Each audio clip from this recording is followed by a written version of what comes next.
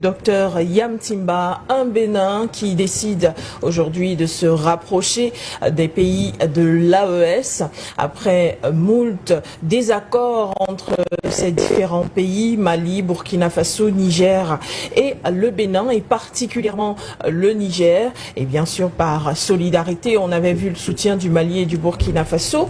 Aujourd'hui, le Bénin se dit prêt à coopérer avec les pays de l'AES en dépit de leur retrait de la CEDEAO, tandis que d'autres pays n'expriment pas encore ce même soutien ou ces mêmes propos, même sur le plan des partenariats ou encore des coopérations. Docteur Yamtimba, comment devrait-on analyser cette posture du Bénin aujourd'hui?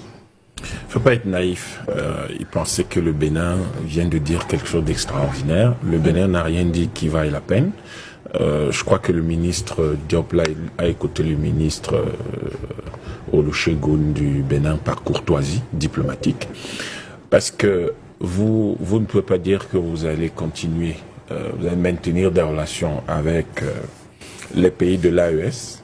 Bon, alors d'abord, c'est une contradiction dans les thèmes parce que les pays de l'AES n'ont jamais rompu les relations avec vous.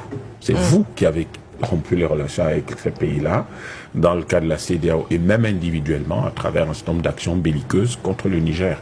Donc maintenant que vous disiez nous continuerons à coopérer pendant que vous avez des bases de déstabilisation du Niger qui ont permis de mobiliser l'armée et de la mettre en alerte maximale dans les pays de l'AES, eh bien, on voit là une manipulation à la fois de l'information et une tentative de manipulation de la diplomatie de l'AES à travers la diplomatie malienne, ce qui est quand même assez curieux.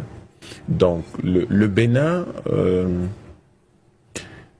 le rôle que le Bénin veut jouer ou accepte de jouer, un peu comme les Ivoiriens et tous les autres pays de la CEDEAO, c'est un rôle dangereux. Parce que demain, les pays de l'AES vont prendre le Bénin au mot.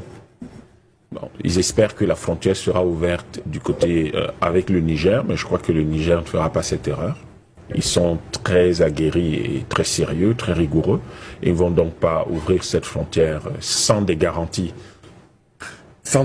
solides.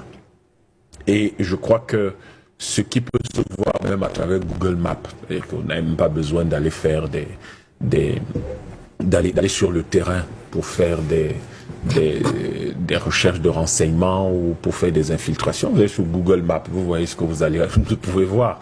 Et donc à partir de là, des informations qui sont des secrets de polichinelle indiquent clairement que le Bénin n'est pas à prendre au sérieux dans une telle déclaration. De toutes les façons, en Afrique, on sait que les ministres disent une chose, les chefs d'État décident d'une autre. Et à partir de là, ce que raconte le ministre n'engage que lui et ne peut pas être considéré réellement comme étant la position officielle du Bénin. Parce que la position officielle du Bénin, on la connaît.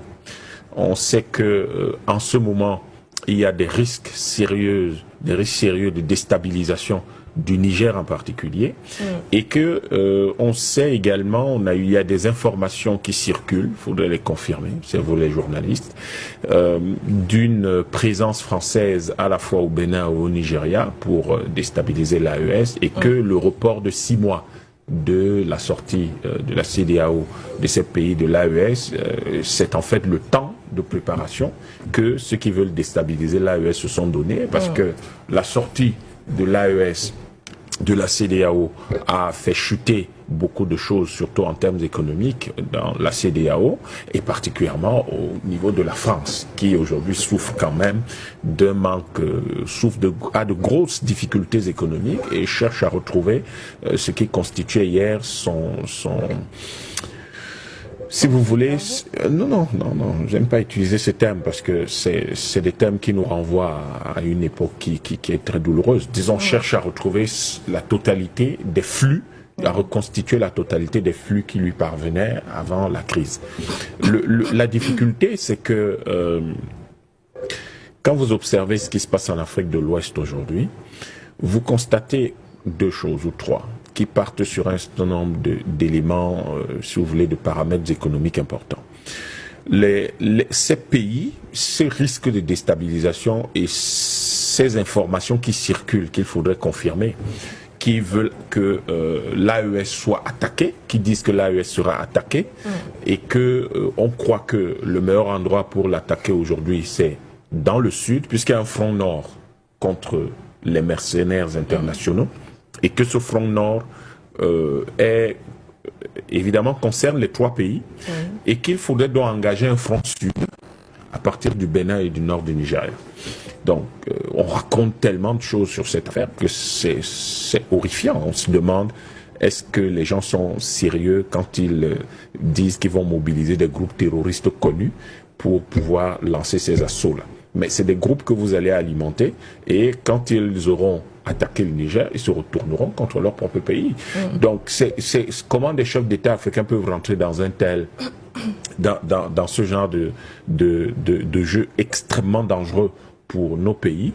Donc, on ne sait pas exactement ce qui se passe. Mais ce que dit le ministre des Affaires étrangères du Bénin, je crois que ce n'est même pas à prendre avec des pincettes. Il ne faut même pas écouter ça. Parce que vous ne pouvez pas à la fois être dans une situation où vous voulez absolument déstabiliser cette confédération et en même temps venir dire que vous voulez continuer à coopérer. Non, commencez d'abord par coopérer. Parce que continuer veut dire que vous le faites déjà. Oui. Ce n'est pas parce qu'ils sont tous dans l'UEMOA que ça veut dire qu'ils coopèrent. Et je pense que les pays de l'AES vont rapidement nous annoncer une bonne nouvelle, parce que cette situation ressemble à la drôle de guerre. En 1939, 38, y aura-t-il guerre, y aura-t-il pas guerre, que se passera-t-il? Il faut que de façon claire les lignes soient bien nettes. Donc qu'ils sortent, et je crois que c'est le dernier front, qu'ils sortent du franc CFA, et en sortant du franc CFA, ça va consolider en fait les positions. Aujourd'hui, il y a une sorte de flou où le Bénin peut profiter d'une réunion des ministres de l'UEMOA pour parler au Mali. Pourquoi est-ce que le ministre des Affaires étrangères ne s'est pas levé pour aller rencontrer son homologue du Mali au Mali, en dehors de cette réunion? Pourquoi c'est en marge? En marge parce que l'idée de tous ces gens-là, c'est de manipuler les pays de l'AES et de tout faire pour fragiliser, pour essayer de, si vous voulez, de les appâter et après les attaquer et les détruire. Je rappelle, pour sortir, que le PIB par habitant des pays de l'AES est plus élevé que le PIB par habitant de tout le reste des pays de la CEDEAO. Je rappelle que les recettes projetées du seul Niger sur le pétrole, les gens vont dire oui, mais le Bénin laisse maintenant que le pétrole nigérien coule. Non, le Bénin ne laisse pas, il y avait un accord. Soit le Bénin est un État voyou, soit le Bénin est un État qui essaie quand même d'être un peu correct. Mais on sait que derrière le Bénin, c'était la France et l'Union européenne qui faisaient la guerre à la Chine. Bon, maintenant c'est gagné, le pétrole coule.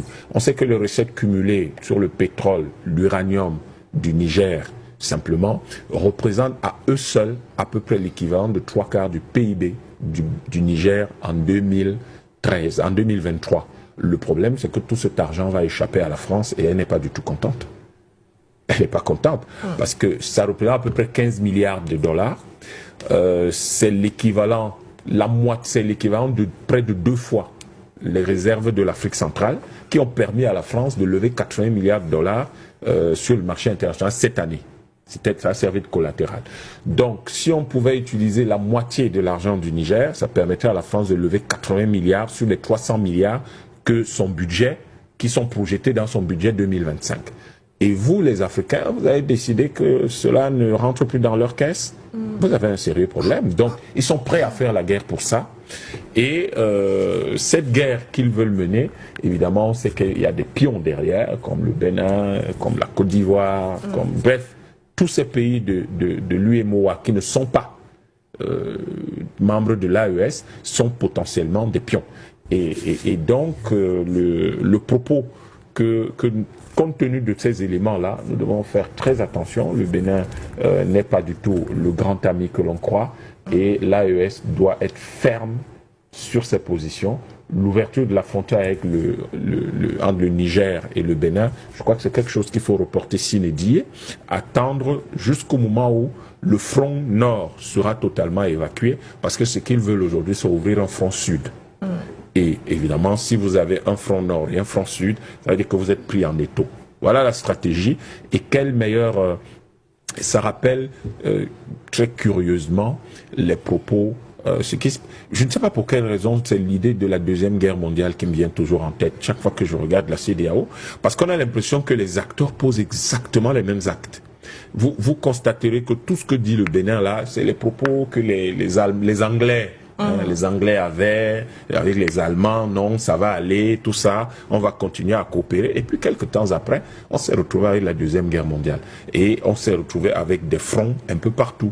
Et dans le cas d'espèce, l'AES risque d'avoir un front sud et un front nord, et c'est quelque chose de dangereux.